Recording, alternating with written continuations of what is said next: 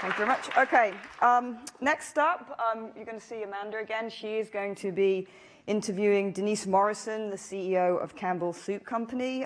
They're spending a lot of time thinking about personalized nutrition and basically the intersection of tech and food and how to feed the world. So if you guys are ready, come on up.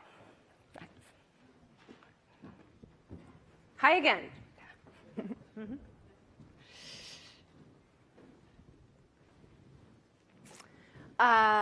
What a pleasure it is to so excited to be here.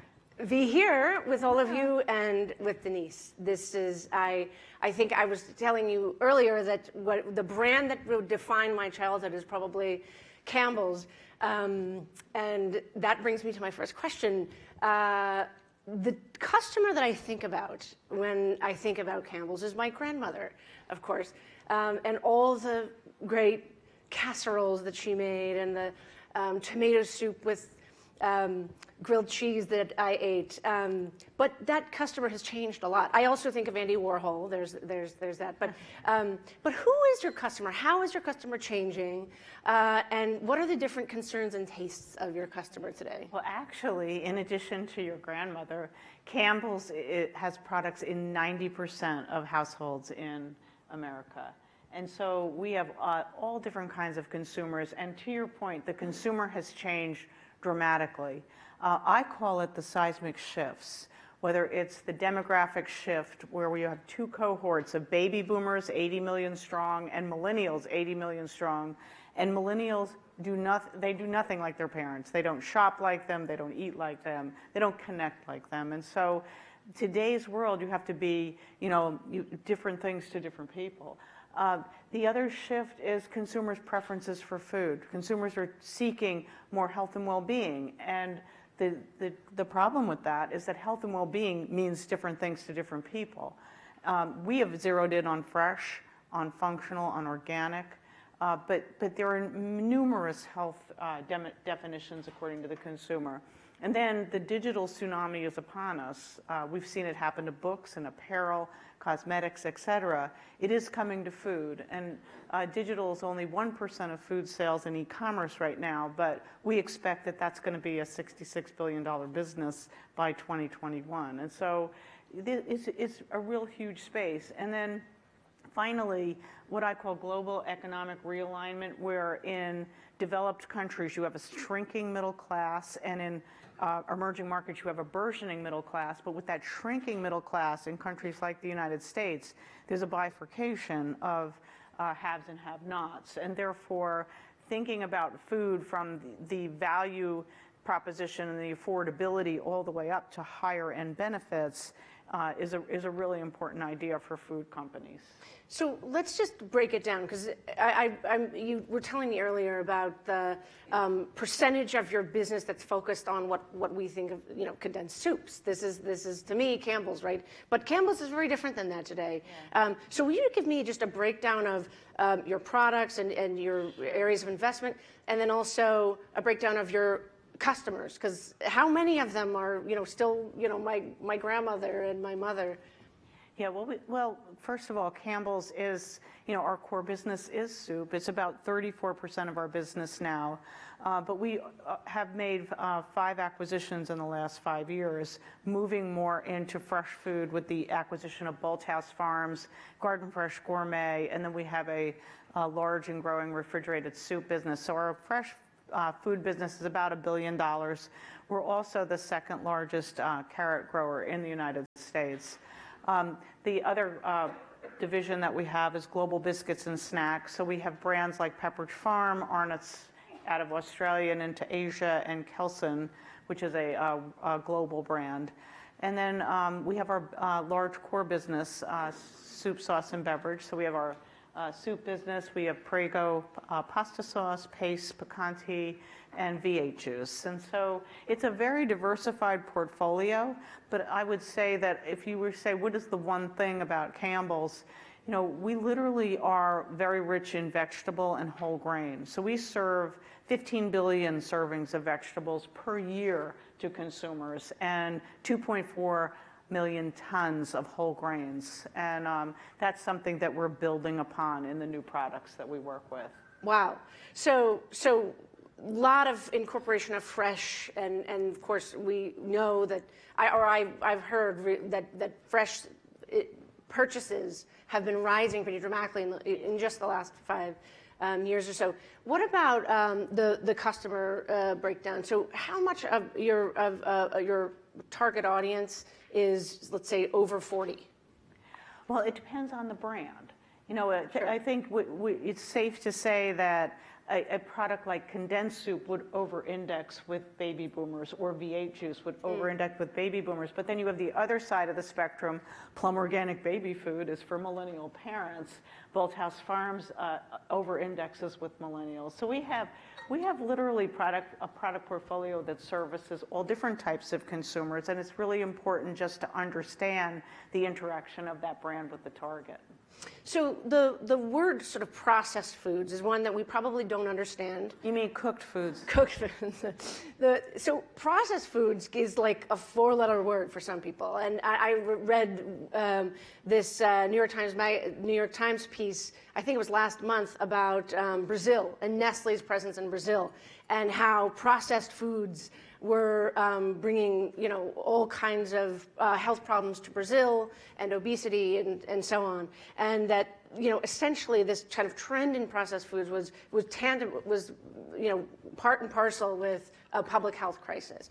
Can you comment on this? My understanding is that processed foods are also really improving in their health profile. Well, I think the most important thing when you're in the food business and you're serving food to so many consumers is safety. And it's really, really important that you hold yourself to the highest standards of safety. And that involves, in a lot of cases, cooking foods to temperatures that make that food safe. The other thing, too, is when we looked at what do we stand for as a company, we articulated a company purpose: real food that matters for life's moments. And for us, no matter what food we serve, we want that to be real food. That means it has roots. It's food that we're proud to serve at our own tables. It's prepared with care. And that transparency is the single most important ingredient in the recipe for trust. And we try very, very hard to be incredibly transparent. And sometimes our company has actually gone against the grain in the food industry. For example, we took a position on labeling GMOs. We felt it was really important for consumers to know what's in their food, and that should be very easy for them to find out right on the label. And so we've done things like that to make sure that we're being as transparent as possible about our food. And we've taken a lot of steps. We've removed all artificial flavors and ingredients, all BPA from the can liners. We are adding functional benefits to the food in terms of proteins or probiotic. We're doing a lot of work in that area right now. So I think that, look, it's a journey, and we have been making those improvements, and we've been trying to do that in a way that we keep the cost of the food very affordable, because having real food that's affordable and accessible to all people in income groups is really, really an important idea. So tell us a little bit more about your investments in these new areas, and really how you're building tech into your corporate strategy. Well, I think technology is wildly exciting for the food business. If you step back and you look at what's happening, it is the biggest disruption since the supermarket was invented. And we know that, for example, there's $9 billion of venture capital going in against 525 startups. I mean, it is just stunning what's going on. Now, you can either go into a corner and say, no, or you can say, this is incredible, and I want to be a part of it. And that's what Campbell's has decided to do. So we actually have, we're the single investor in Acre Venture Partners. They're very involved with entrepreneurs, and actually our company helps with providing resources for the success of entrepreneurs. We also have a we're the sole funder of a startup called Habit, and Habit is all about personalized nutrition. Think about it as everybody in this room is different, so why should we all eat the same? So we literally can take the DNA and biomarkers and run it through an algorithm and actually sort, based on solid science, into 7 habit types. And you know, I have a personal story on that. I was a self-diagnosed high-protein, low-carbohydrate eater. And when I went through these tests, my genetics showed me that I really should pay more attention to saturated fat and sugar. And so therefore, I completely changed the way I eat and exercise. And quite frankly, 23 pounds later and feeling a lot better, it really actually worked. And the guy, Neil Grimmer, who was the founder of Plum Organic Baby Food, is the CEO and founder of Habit. Neil put himself through the same kind of regimen and found out that he was a protein seeker. So really the knowledge that technology can bring to us about our own bodies and the interaction of food in the body is going to be different for different people, and really understanding that and then being able to tailor that to the types of food you can eat and then also provide the food. And so the Habit is on a journey to be able to do all of those things. So you mentioned earlier the importance of making some of these, you know, innovative progress in the food industry affordable and available to your target customer, who's a middle-income customer, well, the whole full gamut of socioeconomic ranges. But are some of this tech really going to be accessible to early adopters? First off, you know, diet and personal analysis, for example, or meal kits and those kinds of things. Is that going to be more on sort of middle and upper income consumer that gets to it first? I think the challenge is to take into consideration that, you know, again, real food should be affordable and accessible to all people. And as we work with the entrepreneurs and work on how do you scale up in the most effective and efficient way, you take into consideration also how do you keep the cost of the food affordable. And there are going to be some foods that have higher order benefits that are just going to be more expensive to produce, and therefore that would be reflected in the price. The other thing too is while things are small scale, they could appear to be priced higher. A lot of times I'll advise entrepreneurs to work on a pro forma P&L. So when you are at scale, what does that look like? And you can work toward that endpoint, which would help you in the pricing. So we're going to go to audience questions in just a few minutes. But I'd be remiss not to ask you about a very brave decision you made, and well covered in the media, to resign from President Trump's Manufacturing Jobs Initiative in August. And following the horrific events in Charlottesville. Can you comment on that decision and just tell us a little bit more about that? Yes. Well, I actually served on President Obama's Export Council and found that to be an incredible honor of how to serve my country.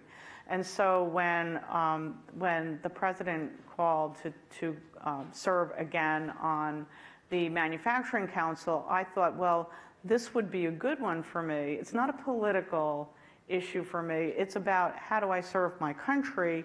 And, you know, having 19 manufacturing plants in the United States, I was really all about how do we make sure we keep jobs and we keep the economy going and growing. So I thought that would be a good thing. I think what happened when Ken Frazier resigned after Charlottesville, then Charlottesville got linked to these councils, and quite frankly, in watching the way that unfolded and how the president handled it, I just actually thought that it would be best to resign from that council. And you know, I want to be sure that you understand that what I resigned with a statement basically saying that that racism and murder are intolerable and irreprehensible. And so, therefore, I thought the language should have been a lot stronger about that. I think, 30 minutes after that, the councils were disbanded. And I will tell you, though, that I still am very passionate about helping the country with manufacturing and job creation, and I plan to stay involved with that. And I don't know what shape or form that will take, but that was my decision. So you made such a dramatic statement just earlier in your comments that this is the most significant disruption the food industry has seen since the supermarket was created, right? So this is pretty cataclysmic or catalytic moment. Probably catalytic is the better word for the food industry. How do you think this presidency is affecting that and affecting the kind of progress or lack of progress, if at all? Yeah. Well, I actually think that the discussions around tax reform and regulatory reform could be very positive for business. I mean, we'll have to see how that all unfolds, but I'm optimistic about that. I think that we had Michelle Obama very, very involved in the food business, and I think she did a lot to bring the right conversations to the table. I don't think that will happen with this presidency, but I just don't know. We'll see. All right. Yes, back there.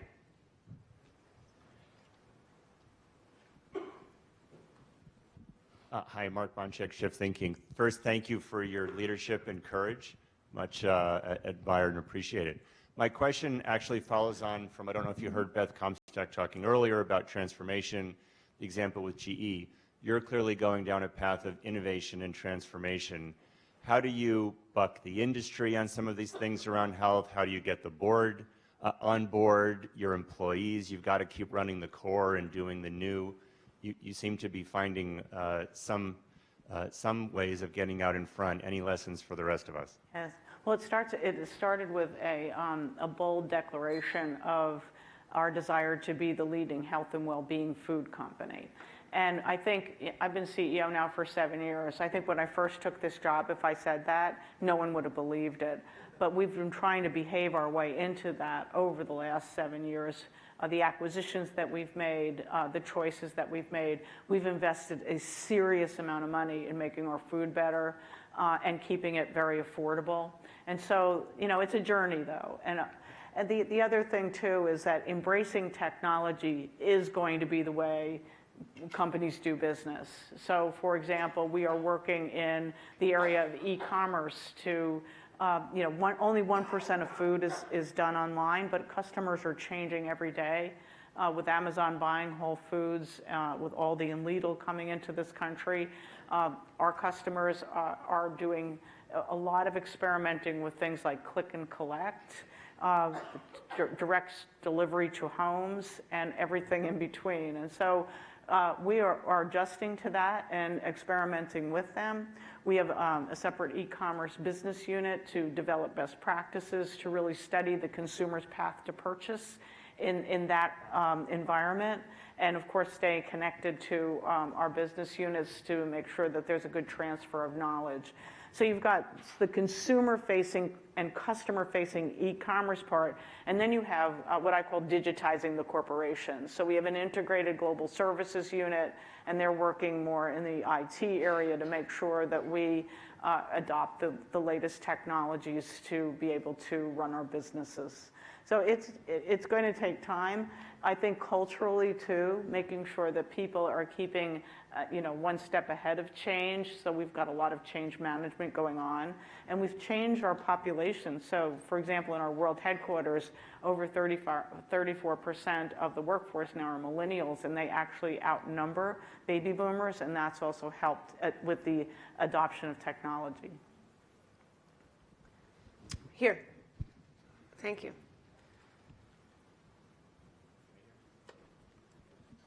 David Berkowitz here.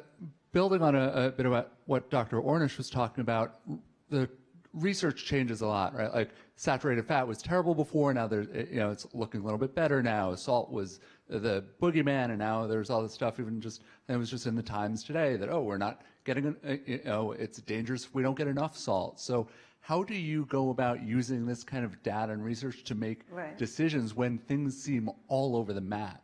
Yeah, I agree with you, and I think that was the thrust of Habit, was really to understand nutrition at a personal level, because we do diet fads. I mean, we went all the way back to Adam and Eve and the forbidden fruit and traced every diet known to man since then. You can't believe, it's the grapefruit diet and everything. And to your point, it's this one's good one day and it's not good the other day. And so I really think that the future and technology will enable this is to really, for us to understand our own bodies and really know what kind of foods will be right for us. So salt might not be good for somebody and might be good for somebody else. I think this might have this. You've now helped me understand why I have such a hard time becoming a vegan, because maybe I'm biologically programmed to just dream about meat if I take it out of my diet. I can just tomorrow I can say it's just not my fault. I was a carnivore. I literally ate meat like 5 times a week. It was for lunch and dinner. I mean, really, I was a carnivore. And quite frankly, I've discovered all these wonderful vegetables, and it's been adventurous for me. So, well, give us some examples. Well, what are some of the new? Well, what's happened, I think, is chefs have really embraced plant-based food, and so they're working with things like I tasted a carrot that literally was flavored, and it had like a meat flavor to it, so it had the texture. And the taste of meat, but it was a carrot. So this is one of your investments too, is also plant-based proteins, and yes. we've seen that. Silicon Valley is way behind it. Yes. Impossible Foods and Beyond Meats and so on are hugely very growing. Impressive, yeah. What's your stake in that? Well, No. Or intended mistake. No, what we are introducing right now is Bolthouse Farms plant-based milk, and what it is, it's a non-dairy. It tastes just like milk. It's got 10 grams of protein in it, and the source is pea protein. So we've done a lot of research and development around that, and it delivers 50% more calcium than the regular milk. And so we think we found a really good alternative. There's a lot of people in the country that can't digest dairy very well, and so this is an alternative for them. But also, there's a lot of people that just want more of a plant-based diet.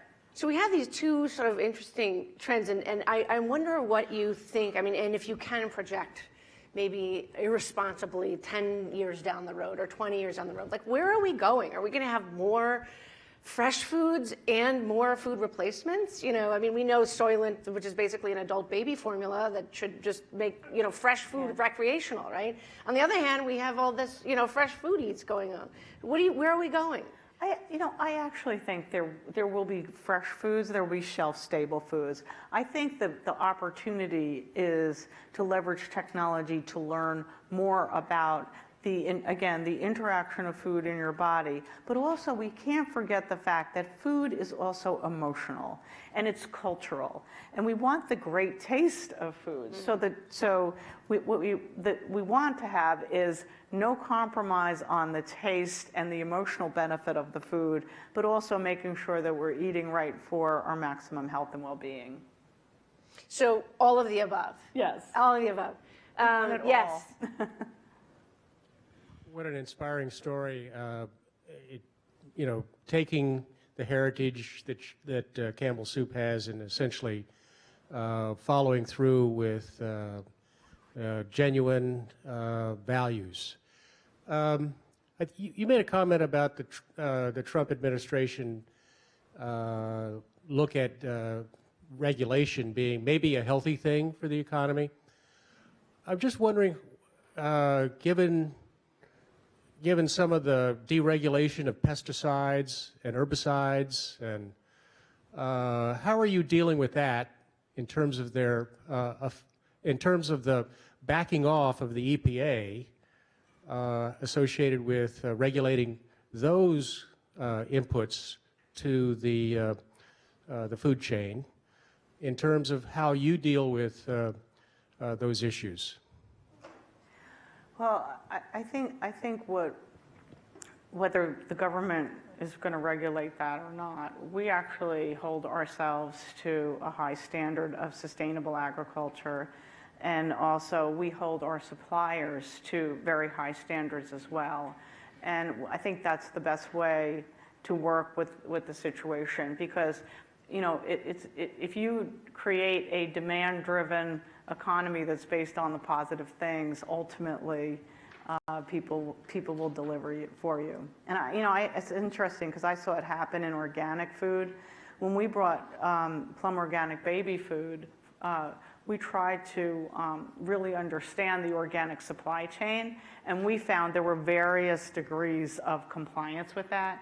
And we know from growing carrots that it takes literally 3 years to make sure you've got a pure field for that crop. And so finding suppliers that would deliver on our standards for the highest standard of organic, it took a while, but we are now at a place where I think the whole organic supply chain is going to be better.